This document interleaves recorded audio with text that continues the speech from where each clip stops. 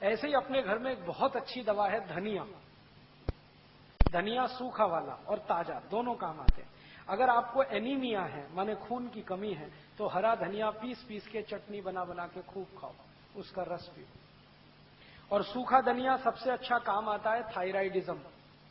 अगर हाइपरथायराइडिज्म है, थायराइड बढ़ा हुआ है, या हाइपोथायराइडिज्म है, घटा हुआ है, दोनों ही स्थिति में सूखे धनिये को पानी में डालो, पानी को उबालो और सवेरे सवेरे घूट घूट पियो, तो लगभग 20-25 दिन में सब तरह का थायराइड खत्म कर देता सूखा धनिया।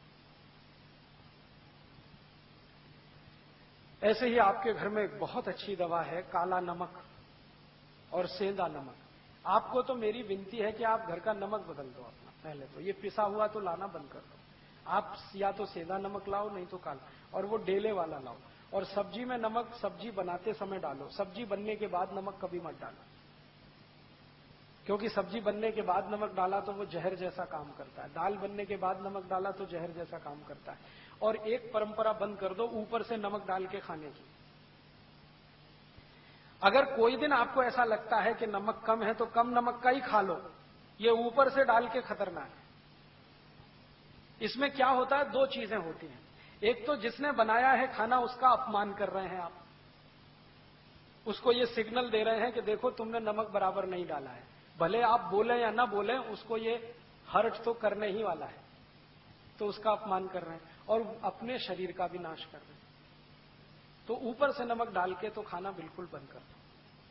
थाली में नमक रख के बैठना, नमक जितना डालना है सब्जी बनते समय, माने उबलना चाहिए, नमक डलने के बाद उसमें उबाल आना चाहिए। ऐसे ये बुरक के खाना ये तो बहुत खराब है। जैसे हम सलाद पे कई बार नमक बुरक के खाते हैं, ये बंद कर दो। अगर कोई मजबूरी ही है, बुरक नहीं है, तो वो काला नमक थोड़ा बुरक लो, और ये सफेद वाला तो बिल्कुल नहीं। तो इन चीजों से आप बहुत इलाज कर सकते हैं। नमक बदल दो, आपकी बहुत बीमारी चली जाएगी। और एक दो छोटी बातें बताता हूं कि आपके घर में कुछ ऐसी औषधियां हैं जिनको दुनिया भर के लोगों ने आज मान्यता दे दी है। वो उसमें से एक है तुलसी। अगर तुलसी आपके घर में है, श्याम तुलसी घर में है जिसके पत्ते गहरे हरे होते हैं, तो आपके घर में सब बीमारियों का इलाज है। इस तुलसी के पत्ते का काढ़ा बना के जो भी पी लेगा उसको कभी चिकनगुनिया हो नहीं सकता, ये गारंटी मैं देता हूं। और चिकनगुनिया ठीक होने के बाद जो सब शिकायतें हो रही है ना, अभी दर्द नहीं जा रहा है, कमजोरी नहीं जा रही है, एक ही दिन तुलसी का काढ़ा पी लो तो सब चला जाए। तुलसी जो है ना एंटीपायरेटिक है, माने बुखार से होने वाली तकलीफों की सबसे अच्छी दवा है तुलसी। कभी भी बुखार आ जाए, तुलसी का काढ़ा कभी भी दो, भूलो ही मत। ज्यादा तेज बुखार हो तो तुलसी के काढ़े में अदरक का रस मिलाओ, नहीं तो सौंठ का पाउडर मिलाओ।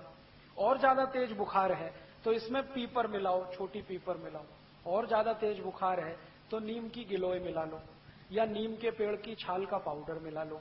कितना भी तेज बुखार खत्म होता है। लेकिन मेन है इसका तुलसी, बेस है तुलसी। होम्योपैथी में दवाएं तुलसी से बहुत हैं, आयुर्वेद में तो अद्भुत दवाएं हैं तुलसी की। इसका भरपूर इस्तेमाल आप अपने घर में करिए, जैसे जैसे कर सकते हैं। आप में से कई लोग आश्चर्य करेंगे, मैंने स्किन डिसीज तुलसी से ठीक किए। त्वचा के रोग, सोराइसिस, इचियोसिस, एक्जिमा, 20-20 साल पुरानी बीमारियां त्वचा की तुलसी के रस से ठीक होती। अद्भुत है तुलसी, आप रखो इसको घर में बना। और ऐसी तुलसी के जैसी ही एक बहुत अच्छी चीज है पुदीना, वो भी बने तो गमले में कर लो घर में। और इन दोनों से बराबर ही अच्छी एक चीज है एलोवेरा, ग्वारपाठा। जरूर रखो अपने घर में। ग्वारपाठे का रस अद्भुत काम करता है, त्वचा की बीमारियों में काम करता है, पेट साफ करने में काम आता है। कान में कितना भयंकर दर्द हो, ग्वारपाठे का रस थोड़ा गर्म करके एक ही बूंद टपकाओ, 3 सेकंड में दर्द खत्म कर देता है, विदिन 3 सेकंड्स। इंजेक्शन से भी तेज गति से काम करता है। किसी स्त्री और पुरुष को नपुंसकता की शिकायत हो, ग्वारपाठा बिल्कुल ठीक कर देता है, कंप्लीट क्योर करता है। शरीर को ताकत बढ़ानी हो, बहुत कमजोरी लग रही हो तो ग्वारपाठा अद्भुत काम करता है। बाल बहुत झड़ते हो, गुच्छे के गुच्छे निकलते हो, ग्वारपाठे का रस बाल में लगाओ, जैसे तेल लगाते 1 घंटे के बाद धो लो तो बाल झड़ना बंद करा देता है। बाल ज्यादा काले रखने हैं तो ग्वारपाठा सप्ताह में 1 दिन लगाते ही रहो रस के रूप में, अद्भुत काम करता है। आंखों की रोशनी बढ़ानी हो तो ग्वारपाठे को इस्तेमाल कर सकते हैं, पीने के रूप में ले सकते हैं। बच्चों को फोड़े फुंसियां बहुत होती हैं, एक एक चम्मच ग्वारपाठे का रस 3-4 दिन पिला दो तो सब फोड़े फुंसियां होना बंद। गर्मियों में घमौरियां बहुत हो जाती हैं तो ग्वारपाठे का इस्तेमाल कर सकते हैं। मनुष्यों में, पुरुषों को एक बहुत खराब बीमारी होती है, उसको बार्बर सिचिंग कहते हैं। दाढ़ी बनाओ ना, उसके बाद लाल लाल फुंसियां हो जाती हैं, उनको बोलो कि ग्वारपाठे का रस लगा के फिर शेविंग करें तो कभी ये तकलीफ नहीं आती। बहुत अच्छी दवा है, घर में है, आप लगा सकते हैं। घर में भी हो सकता है, खेतों में भी हो सकता है। एक दिन मैंने ये सब गिना तो 108 दवाएं हमारे रसोई में हैं, 108, और इनसे हर बीमारी ठीक हो सकती है। कहीं घर के बाहर जाने की जरूरत ही नहीं है।